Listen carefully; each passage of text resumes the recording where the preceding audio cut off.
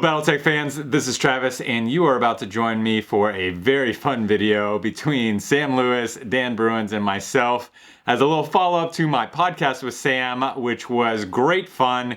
And I found out during that conversation that Sam was not familiar with any of the animatics or animations that Dan Bruins had produced lately, including MechWarrior Bulldogs, which was published on this channel last year.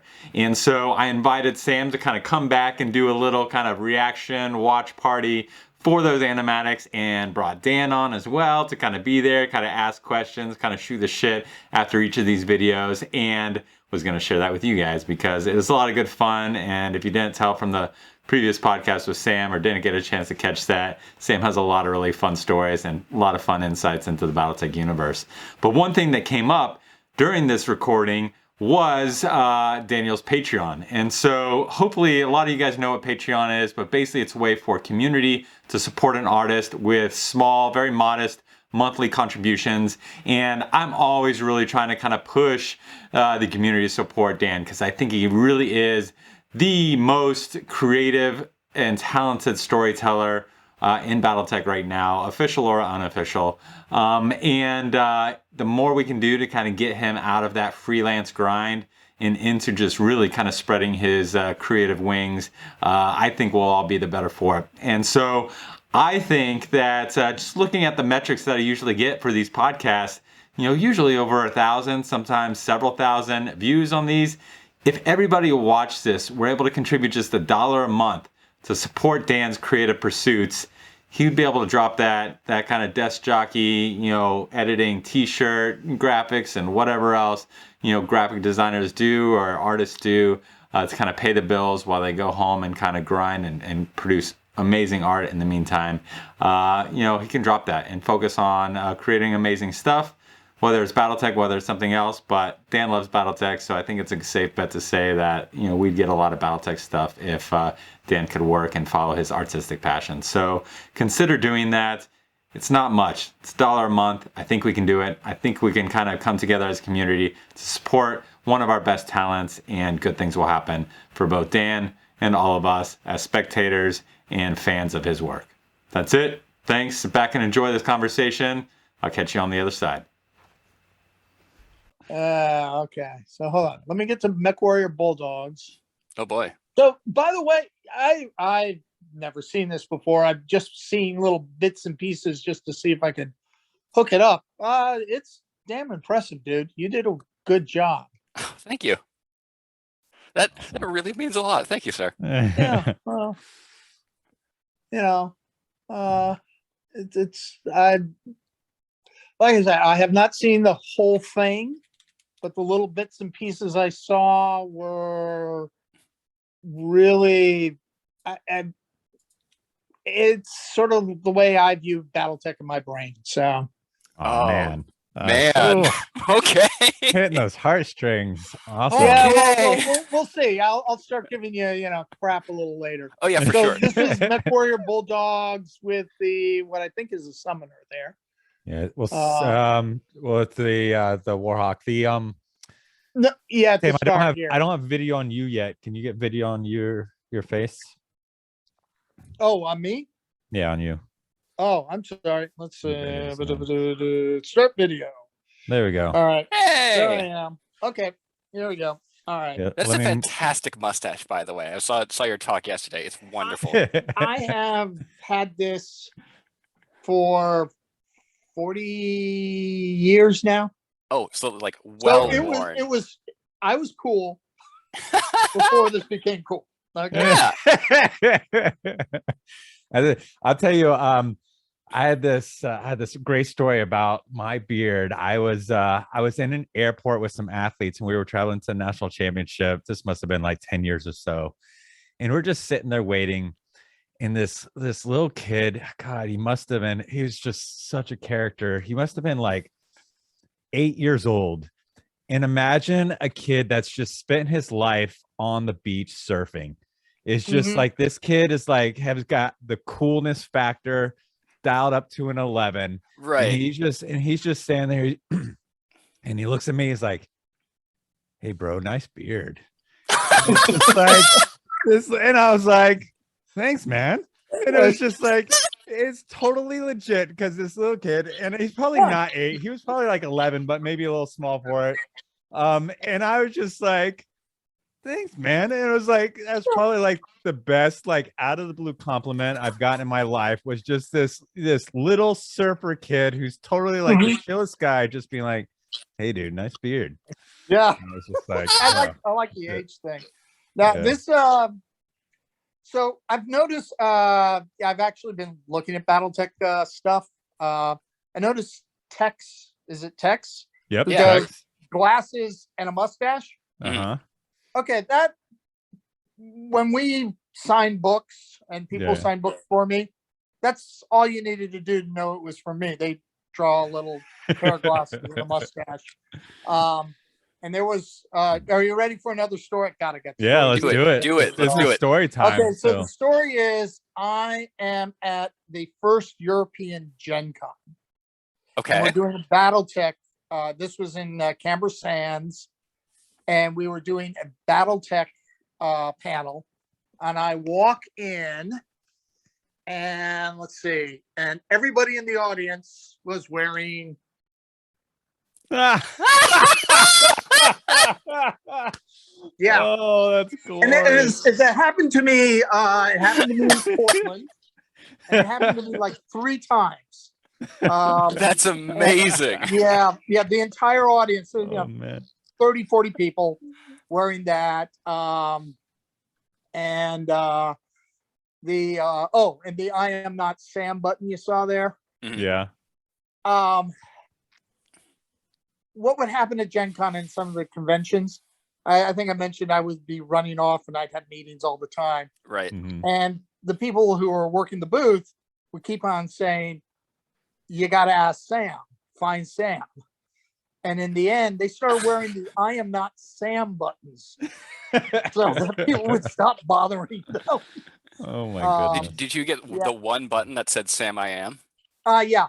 Actually, that I don't have it, but I had a I am Sam button. They gave me at one of the Gen Cons. So yeah, the mustache has been around for a while and it's part of my identity. Good man. Excellent. I love it. It works. Yeah. It works. The comment section will attest to that of our last video. All right, so everybody, we've already dived in, but we're bringing Sam together. I had so much fun talking with Sam. I was like, and Sam hadn't seen any of Bruins work yet, which if you follow his channel, you know that I love Bruins work. And so I was like, hopped on that. I was like, Sam, will you watch this with us on stream? And so that's what we're going to do now. So let's get these technical things set up. If I figure maybe we're all going to watch it maybe on our own screens, and I'll kind of synchronize when we start, and then okay, in the editing I'll overlay it.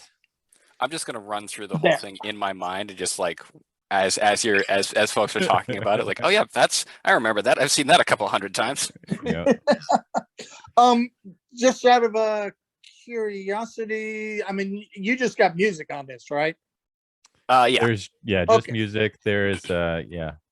Okay, well maybe what I'll do, because I'll immediately go ooh, I'll try to mute the TV and well, the music is you can't not have the music, Sam. I can't have the music. Okay. No, you have to have the music. Can I just go dum de dum dum dum dum? You'll miss out, man. That's half the experiences.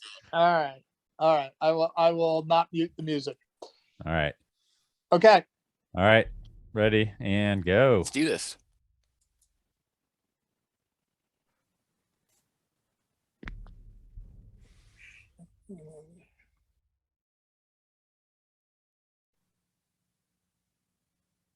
Okay. Nice setup. Pays all better be good.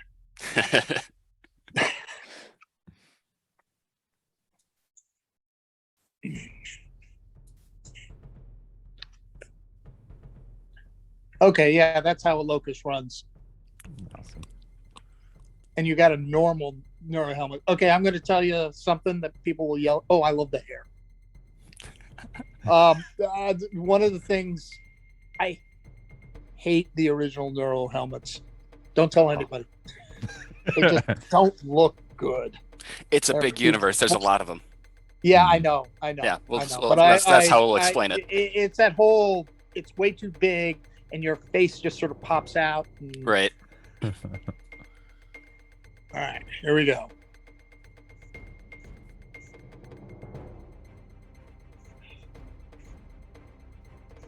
Okay, you're under ECM, so you notify by using flares instead of radioing in. Good move. Oh yeah, life sucks. All right. Is that a rifleman? No. It is. It is. Okay. Oh, it's an unseen rifle. Or not. Yeah. The new rifleman. Some sort of weird custom job, probably. Yeah. Okay. Locust going. And you got the locust. Ah, yeah. Okay. You're dead. Here come the elementals.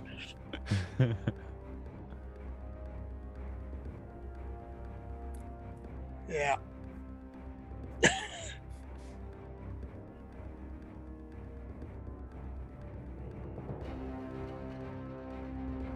Whoops. Oh, took a hit. Yeah, see, that's what elementals do. They just jump on you and rip you apart until they get into your... Yeah, there you go. Yeah, excellent.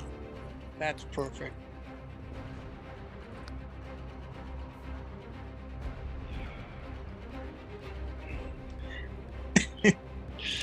Honey, I'm home. Oh yeah, Johnny. Yeah. Okay, got to do that. Got to do the Indiana Jones, rip them off the side of the. Awesome. That is wonderful.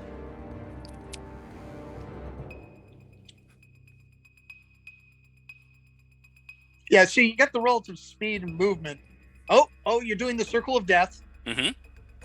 Yeah, when we did the animated show,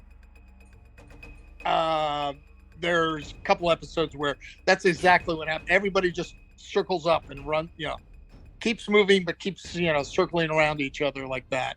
Right. We called it the Circle of Death. Okay. And he's got his lighter out. Gonna make a hot spot.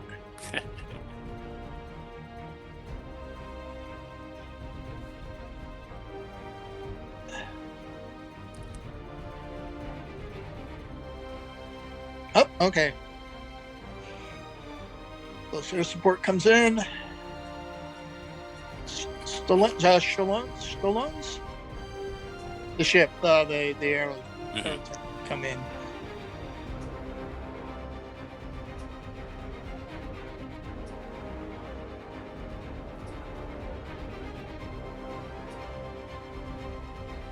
Oh, he's just lighting up a cigar.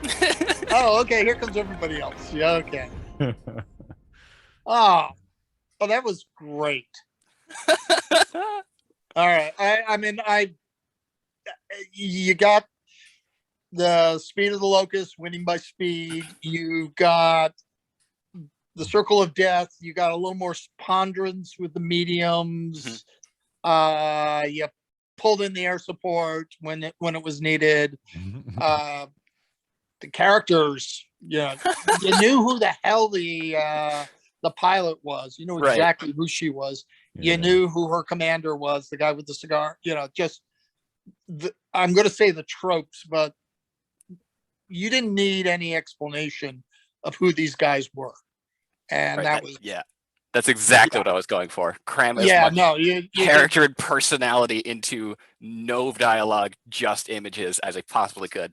Exactly. So when I was doing computer games, we always would be yelling at the content guys who kept on writing all this crap to read.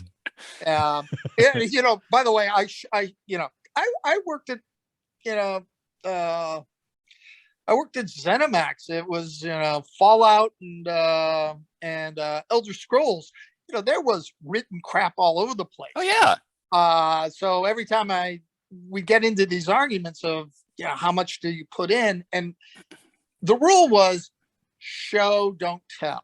Right. So for when you're playing an Elder Scrolls game, you don't have to read everything. You still know the story by the scene, what's happening, and you did a really good job of that here, because the personalities came out, the viciousness of the elementals. I mean, those guys are crazy. Yes, Okay? they're insane and they're terrifying. They're terrifying. They're insane. They like nothing better than to swarm a mech and rip its little pieces off until it falls down dead. Yeah, that was exactly an elemental attack. And so that was really well done. Yeah, how many overlords did that mercenary company have? Oh gosh, I think I had like 3 or 4 of them. That was just like the rest of Task Force Bulldog landing. Oh, okay, okay. So it wasn't the mercenary company. Yeah, the mercenaries just had their 3, right? Yeah, it's just you like 3, 4 guys go like take out the AI so we can land the dropships. Right. Okay. Okay. I just wanted to. Yeah. I just wanted to make sure it wasn't because that would be like a mercenary regiment. But no, that was really well done. I enjoyed that. So are you doing anything more with this, or there's one little like follow-up scene that actually has some dialogue. It's like kind of set out in a sort of like a comic book style with like word bubbles on top of animation. There's like Bruins, it's on your Patreon. You have to sign up for Bruins Patreon if you want the sequel and help them make more stuff. Oh, he's so humble. There you go. See, dude, come on. Throw $1 or $3 a month over to Bruins, and so he can make more. But yes, there is a sequel. It's great. If I can get up to, I think it's like about $200 a month, I might be able to invest in some like actual animation software as opposed to this, which is made in Adobe Flash. Okay, so you did it in Flash, and yes, and that was all hand drawn, right? That was all hand drawn, yeah. Oh God, you Bruins did the music as well. That's why I was saying you had to turn on the music. That's all composed. Everything. Oh, I see. Yeah. Okay. Yeah. So no, the music worked well. Yeah. So yeah, I mean, you should take a lot of pride in this, dude. That was pretty damn amazing. All right, Sam. So the question is, Bruins has more stuff. You want to watch another one? Sure. Let's do it. All right, Freehet MechWarrior. This one is my favorite. This is the very old one. This is his first. You did this in college, right? You did this in college, Dan? Okay, this is like right out of college. This is okay. Hold on. All right, Liberty, Freiheit.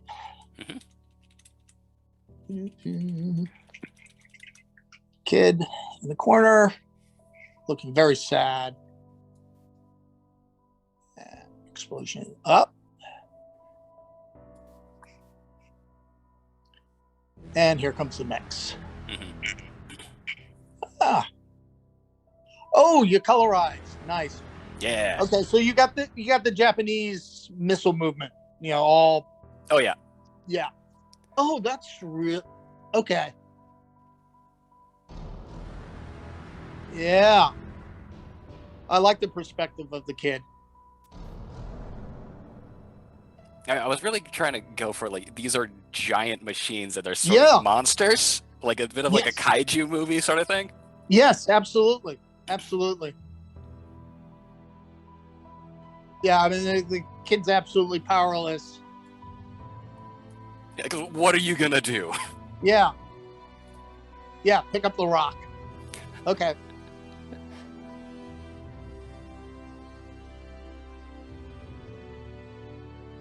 Oh, hunchbacks! Yay!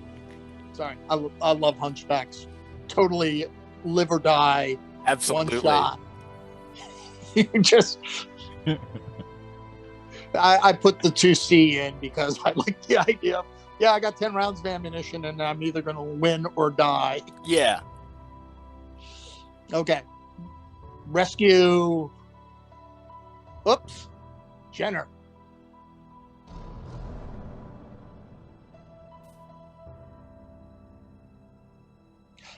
Yeah, that makes some sense. The kid actually, not just running with the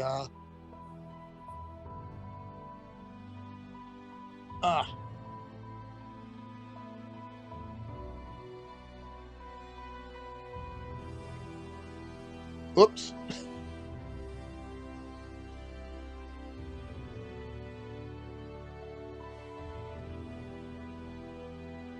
Yeah.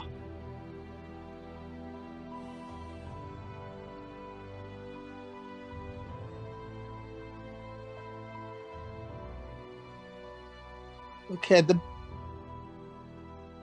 all right, I am a little confused about the photograph. We'll talk about that in a minute. Yeah.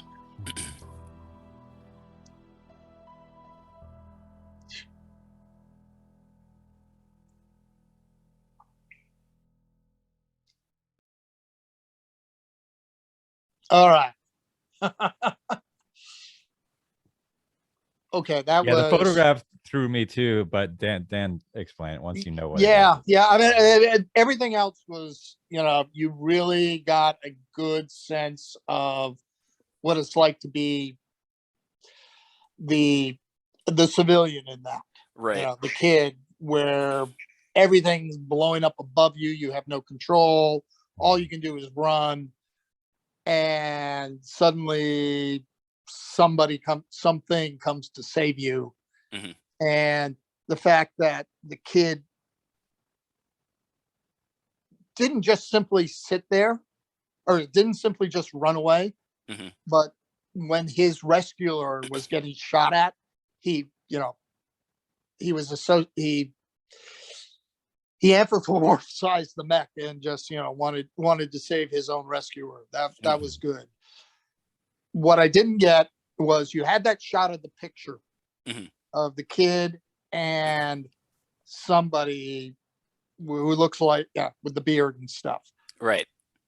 Was that his father, and was his father actually piloting the mech? That is correct. There we Bingo. go. Okay. You got it. So a little more, if I had been able to see the mech pilot Mhm. I think he shows up or at, the like, mech itself a little earlier so that I could establish that, yeah. then because I had to think about that one. Well, you did better than me because I didn't put them together until Dan Oh, told me. no, and that actually then makes his whole "don't die, dad" Right. thing, right? That makes it really, really more believable. I liked it a lot. Thanks. Yeah, so that was good, and your art is really good, guy. And other than the Japanese swirly missiles, they move in a ballistic arc, kid. You got what's it called, like the Utano circus, where it's just like you kind of have to do it for the visual flair, sort of thing. I absolutely agree with you. And normally,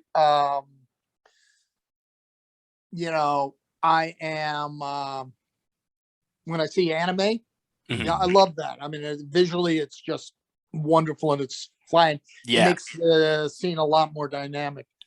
But if you remember my interview Mhm. where I said, no, next don't do that. Yeah. Yeah. Yeah, Totally. but that's okay. I mean, from a visual standpoint, it's very, very good. It's like spectacular, but now, like, as I'm rewatching this, I've learned a couple of things about like visual storytelling. Two, I've learned how to draw a bit better. I'm not sure if I would even include that shot the way that it is right now. It doesn't it Interesting. emphasizes spectacle and not so much the horror of the situation. Yeah. Okay. Yeah, I like mean, the shot. actually, I mean, the best shot in there is when the dragon comes out of the smoke. That's just glorious. Yeah. Oh yeah. That's kids the shot. running. That's the shot that destroyed my computer for 3 days when I was trying to render out all the smoke. Oh, good. I'm glad to hear rendering takes forever still. It still does. Okay, good. But instead of rendering like one mech or two mechs doing that circle of death, now we're rendering, I think that was like a 2 million piece particle system where like with all the swirling smoke. Yeah, it was dumb. We doing smoke was technically extraordinarily difficult back then. Yes. we did for the toys, we animated an ad for them. And the guy, the marketing guy kept on going, but the smoke, where's the smoke? And this is 1994. Right. And we're going, they're bubbles. Yeah. And they're about the size of a dime. And actually, I think it was McCoy finally got it to look reasonable. But it took him like 2 weeks. Oh yeah. And this was not something where you can go into a particle system today and just go start a smoke Beep, particle. boop, boop, smoke. Yeah. You can't Start do a that. smoke, and this is you have somebody with a neural helmet that doesn't make him look like an idiot. So there we go. Well, the biggest criticism in the first one, MechWarrior Bulldogs, was when the Locust pilot takes off her neural helmets. Yeah, to and celebrate at the the Locust was still working. Yeah, end. Okay, this is one of those things I mentioned before. The medium needs to have some flexibility. Right. And I did not mention that primarily because I knew it was important for the story. That she shows that she's wounded, and she's sort of in, you humanize her some more by taking off the helmet. Yeah. We've released the tension of the scene, sort of thing. Exactly. And so it was an important move, and let it go. I'll bitch about the non-ballistic LRMs. Yeah. Let's do that. Take it off the neural helmet. It was important for the story. Pass. Yeah, I think I've mentioned like a couple of times, like in the comments down there, like not shown here is like the outtake reel where she rips the neural helmet off and the Locust just goes tumbling down. I'm okay. That's the way you do it. Yeah, she ripped it off, and then 3 seconds later, the Locust fell on its, on its nose. Oh man. But we didn't want to see that, so we didn't show it. That would be But great it was Patreon content, Dan. She's what's the thing where you're like the dumb thing where you drive on, you like climb on top of the car as it's moving. That's what she's doing with the Locust. Yeah. Definitely. Because Awesome. who pilots a Locust against the clans? Who willingly pilots a Locust against the clans? Probably someone crazy. Yeah, exactly. They're used to fire moth. They're like, what's this slow thing running around me? Right.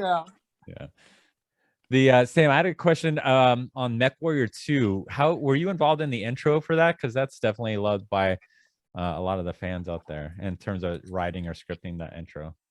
Other than approving it, I probably wasn't. I don't remember. Because I feel like that would have been the first like true BattleTech animation, wouldn't it have? Yeah, probably. Yeah, because I Crescent think Hawks they beat both us. had like picture animations that wasn't actually moving. Yeah, I'm gonna say I probably wasn't, because I don't remember anything, which just meant I read the script and I approved it. I said, "Give us money." Remember Mickey Mech? Yep, I hear you. All right, Sam, we got more. You want another one? Sure. Let's give it another shot here. Okay. Let's see. We're looking for. Yeah, the winter storm seems to have been making my internet popping in and out. So I got this on sale. Where are we going? We can edit those breaks. We're going to MechWarrior Revival. Got it. Oh no, the old one. The old one. Oh no. When did you do this one? Oh god, this was spring 2014. So this we're going back in time now. Okay, 7 years. Jeez. Well, Yeah. which one did Origins or Revival? You come did this first, when Dan? you were 12? I did this one when I was 21. Oh god. Okay. I remember that. All right. Yeah. All right. Mankind built a god in his own image. Okay. This is probably, while it's a little over the top, this is one of the reasons why BattleTech works. Is people believe they're the mech. Right. You anthropomorphize the mech and that's you. And when you talk to anybody, it's, I did this, and then I had my arm ripped off, and then my Right. leg was shot off, and then it's, you become the mech, and that was one of the powers of BattleTech. I think. Well, I've spent time pretending I was Wolverine a lot, Well, and that yeah. I was Battle Mechs. And I Yeah. know Dan's been lots of time pretending to be Battle Mechs. I know. Oh yeah, it's- 100%. My guess is that for Dan, it was trying to get the animations right. Yeah, that's what I'll tell myself. Hey. Yeah. That's not reason. Dan just likes pretend Mech Warrior. I got it. Yes. All right, we here we go. we talked about Dan was trying to model the mech movements. Yeah. Yeah, he was just trying Totally. to. How's that torso twist? I'm not walking backwards. I'm a mad cat.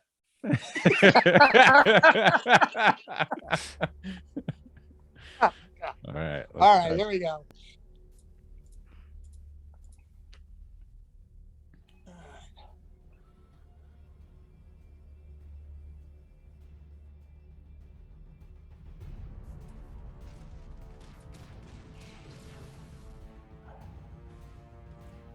Yep. Ryan, okay. Rifleman. See, I can still recognize some of these. Oh. Got Atlas with the skull. Everybody did. I mean, it was just so natural. Yeah. Planners. Oops, life is bad.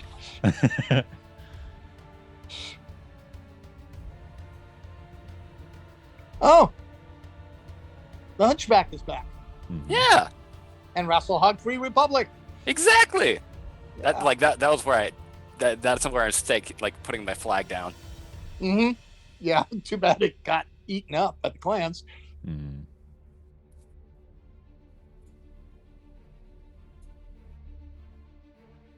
Same Got a lot of pilot. shot.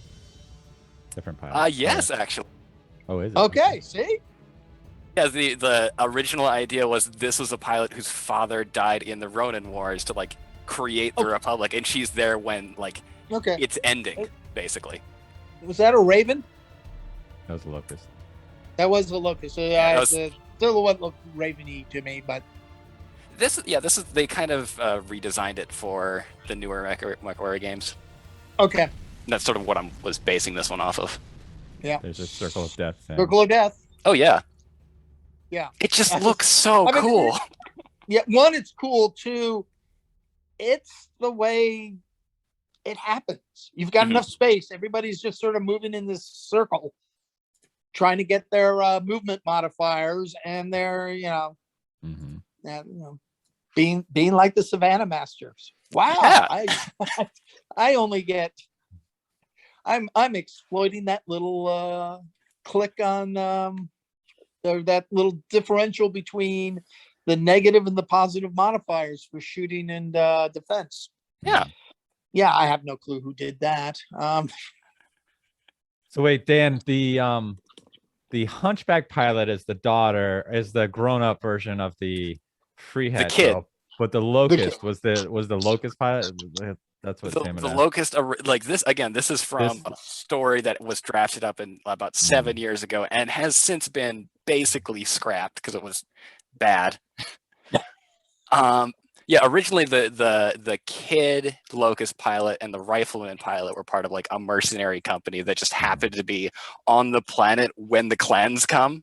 Okay. So you have to have a Rosselhagian pilot and a couple of mercenaries have to team up, maybe track down that Atlas pilot and maybe mount some sort of guerrilla defense of the planet. Mhm. Obviously, we know how history plays out, but the more important, the emotional core of that story is how do these people deal with it?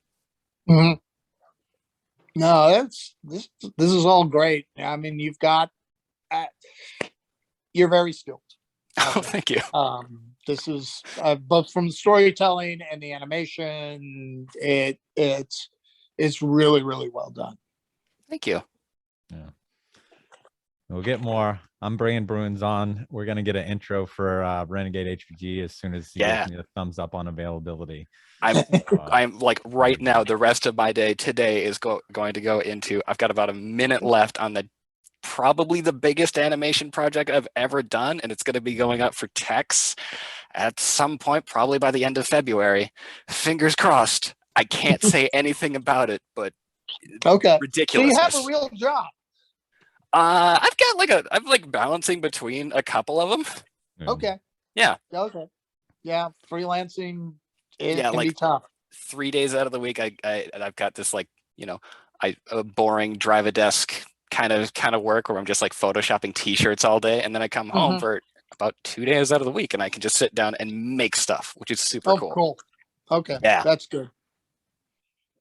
That is very good. Yeah, my goal, I would try to get Bruins as much exposure so I can be like, 15 years from now, it's like, I knew Bruins back Oh God. before he got discovered. when the movie comes out and they the next Kurosawa. Awesome. Yeah, I just need to I need to hook a man up to like a fire hydrant's worth of fake blood and just have that spouting everywhere. Yeah. Awesome. All right. Well, this has been fun, Sam.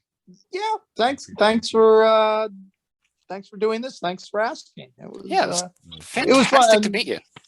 Yeah, a pleasure meeting you too. This was, it's always weird when it's like this. For me, this was 30 years ago. So right.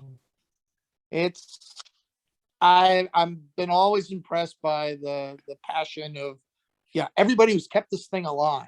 Because it's passed from Facet, Fan Pro, it just never, it should have died, and it never quite did. Which is super cool. And it's the fans and Randall and everybody else who picked up the torch. So, and I think my screen just went all weird and white on you.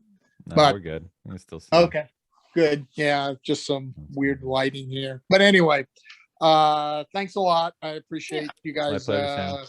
Yeah, we'll have to I'll try to coordinate if you want to, just chat BattleTech. I'll try to get Tex on, and we can get the real mustache. Oh yeah, we can have a mustache with the mustache avatar, the mustache off.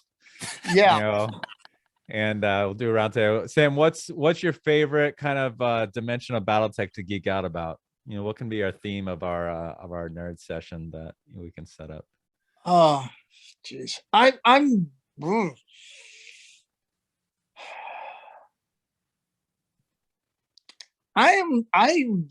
drawing a blank here. For me, as you notice, once a conversation starts, then it goes, oh, I remember a story. Right.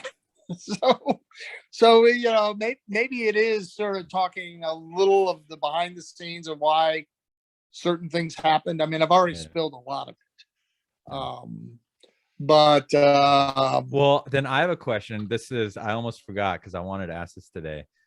Bruins loves Free Rasselhog Republic. I love Free Rasselhog Republic. Yeah. Tell us about the history. Tell us about that creation process, because you came around right around the time that time period. The Free Rasselhog Republic happened during the 20-year 20-year update. Yep. And some of it was sort of, again, military history of colonies and areas that weren't really happy with the leadership of the Larans or the Combine. Yeah, it's sort of like what happened at the end of World War One. Yugoslavia suddenly showed up. Right. And that's, to me, Rasselhog was the analog of Yugoslavia. You had this really big forced secession war, and things were, tense. And at the peace treaties, the Rasahagians said, we're free. And everybody went, we're too fucking tired. Right. Yeah. So sure, you're free. I don't think we had decided that the clans were going to come that way anyway, but we knew Kerensky went that way. Yeah. So we did not set it up at the time to fail and to be the clan The clan punching bag. the clan punching bag that it was. But it was one of those things where we're going, okay, what happens? Okay, we're at the end of the Fourth Secession War. All the treaties are getting signed, and we know that there had been a very strong Rasahagian movement. Okay, it makes sense that they demand, their freedom, and the Commonwealth has enough problems, and the Combine has enough problems. They say, okay, sure. It gives them a buffer zone between them, Right. which is sort of like Poland. At the end of World War I, Poland suddenly existed, and all the Baltic states existed to give buffers between Germany and every place else. Yeah, I mean, it works perfect for the Combine to kind of isolate their border to the Fed Sons. Yeah. Suddenly they only having... have to worry about the Feds down in the South rather than both sides. Mm-hmm. So, and for the Federated Combine, Federated Commonwealth, same thing. They only have to worry about that. No one worries about Lao. No one worries about Merrick. Though I've always loved Lao. I think they have a lot of character. Yeah, they do. They do. They've got a couple crazy people. Mm-hmm. Maximilian was wonderful, but I think there was the picture of I think this is in MechWarrior. It might have been in the Lao source book of the Death Commandos. Dwayne Luce did them, and I looked at that and said, "Yeah, this is a cool faction." I love the sort of but they were also the punching bag of the Second War. I love the characteristic aesthetic of Lao mechs towards the end of the Succession Wars, because it's basically like, okay, what do we have? What parts do we have? Put something together. That'll do. It's fine. Get it out. Get it out. Yeah, exactly. So that's what happened with Rasselhog. That's sort of what happened with the end of the Fourth Secession War and the 20-year update. Mm-hmm. It was the 20-year update was a critical piece, but it really existed for 1 year for us. Right. It was we announced the Fourth Secession War at Gen Con. Mm-hmm. And by the next Gen Con, we did the 20-year update and released 2750 to prime the arrival of the clans next year. Right. But it's an incredible bridge, incredibly important bridge piece for the story. Sam, visually, what are kind of your favorite mechs? What are kind of the bee's knees for you? Mad Cat, Vulture, Atlas. I like the Nova, the Black Hawk. Right. Actually, that was one of the ones I sort of, it's all medium lasers. Guess what? Yeah. Guess who did that one? And it's like, if you really want to push the button and cook yourself in your cockpit. But so let's see, those whatever ones.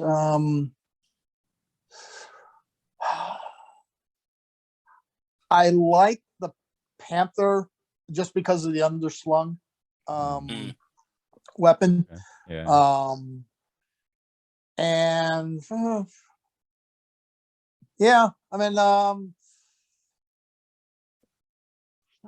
let's see, I got tech readout here. I'm just trying to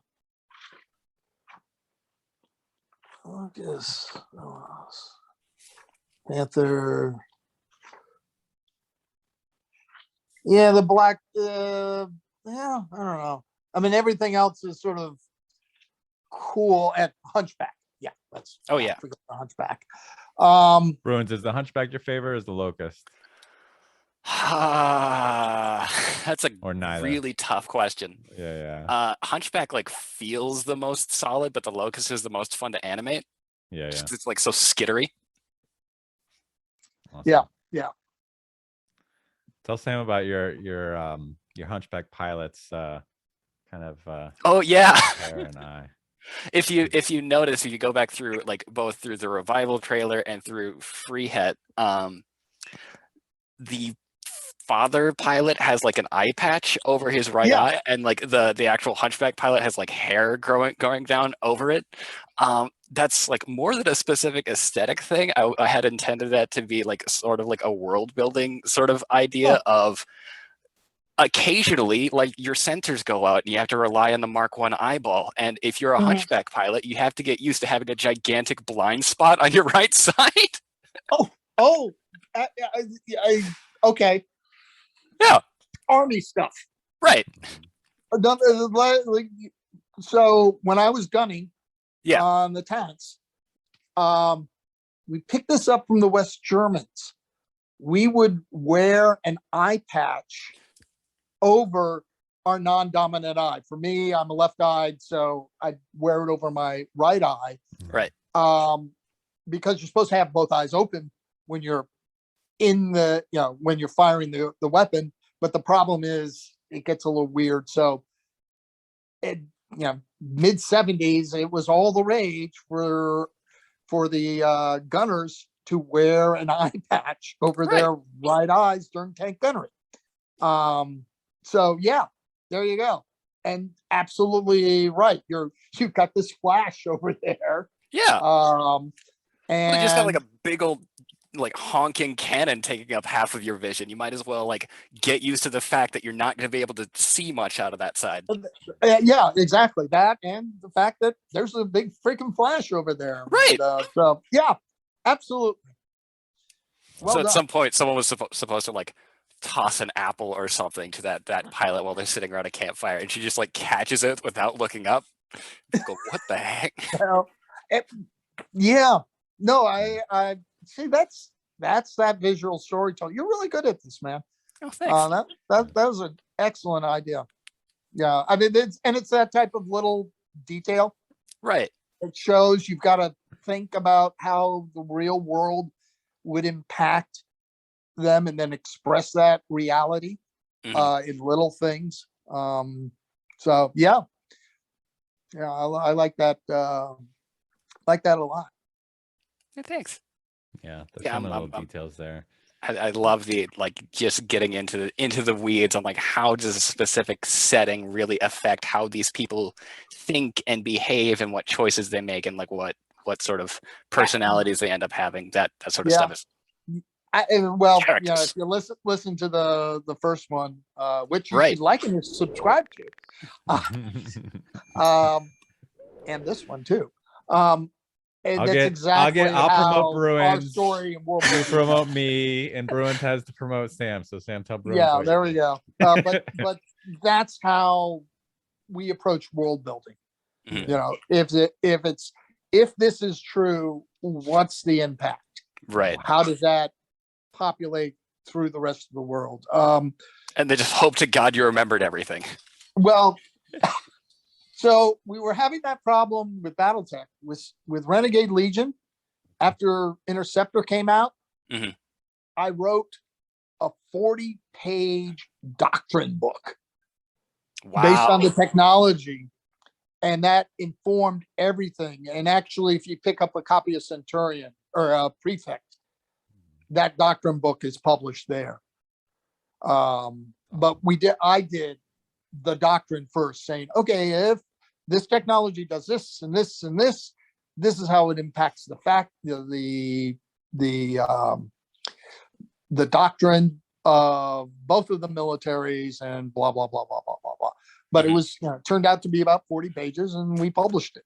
Yeah. But it was written 2 years before Prefect came out, because we needed to have that understanding of how the world was impacted by these early elements. Yeah. Yep. Well, paid off. Renegade Legion Yeah, we has tried. some enthusiastic fans there, and it stole my name. That's Renegade Legion is, Yeah, well, yeah, is what I was. I You know, want the when I you want first the contacted me, I was going, yeah great. He wants to talk about Centurion, and then it was, oh, BattleTech. Well, we can do that too. Yeah. Yeah, I've been hesitant to use the name, but at this point I'm just like, that's the name of the mercenary company. It's the Renegade Legion, because I love the name. I love the word Legion in general. I just think it's such a cool name. Inspired, I'm sure, in a lot by Mass Effect, but it's just just the idea, legions of troops amassing. It's just such a it's a impactful word. I like it, so it works, and it sounds cool. Yeah, so I'll steal it from you guys. that's okay. That's not stealing. Remember, Dawn of Renegade Battle Run. So what's the line, like, amateurs imitate professionals steal? Yeah. Yeah. No, Something along that. We are inspired. Yeah. Yes. Inspired by. We make homages. Definitely. Yeah. The only real difference between the two is just like how much you really commit to it. Yeah. Well, if you talk with a lot of enthusiasm and a sense of purpose and use a lot of hand gestures, you can get away with anything. Awesome. Yeah. We're doing it. Well, we got more coming up. So, Sam's in. We're gonna do a roundtable. I'm gonna get Tex in. Okay, We'll have some fun with that. We'll have a mustache off. Excellent. Hell yes. And, I'm stoked. I gotta find. I used to make. When we went to Gen Con, we had people sign books, and my artists would make these wonderful little caricatures and stuff. I'll pull some of those out. Fantastic. Because I do bunny rabbits with mustaches. And, I love that. I love it. Oh, okay. So the next time I will talk to you about the pink copy of BattleTech Compendium. Okay. The only one in existence. Okay. All right. I'll put that on the show notes. Yeah. Make time. sure I remind you remind me of it. I will. All right. And Bruins, you got work coming up, so people pay attention to the end of the month. We have unknown, unspoiled animation from Bruins for Tex. It's going to be amazing. It's going to be a time. It's about 2 minutes and 30 seconds of something big. And then later this year, Bruins will come out with something for Renegade HPG too. So we'll get that going. It'll be fun. Yeah. Thanks to always both of you guys. Dan, it's always fun. And as much nice as meeting I you, Dan. share these Yeah, nice meeting you, Sam. Yeah, fun, Sam. Good luck with the winter storms. Stay warm. Hope the power stays on. Yeah. It's It's more of the internet. Just every 3 hours it decides to reboot. So good. It's all good. That's like hope you're not working on anything important, right? No. I do woodworking, as long as the power is running, the lathe. Oh yeah, then you're fine. Yeah, I'm fine. I need a Sam Lewis bowl in my house. You'll have to be careful. My daughter does not want any more woodworking. It's like, no, don't give me a bowl. I don't want a pet. No, I don't. Stop it. So. Oh, good. All right. Okay. I'll talk to you guys later. Thanks, everyone. All right. Bye-bye. Thanks.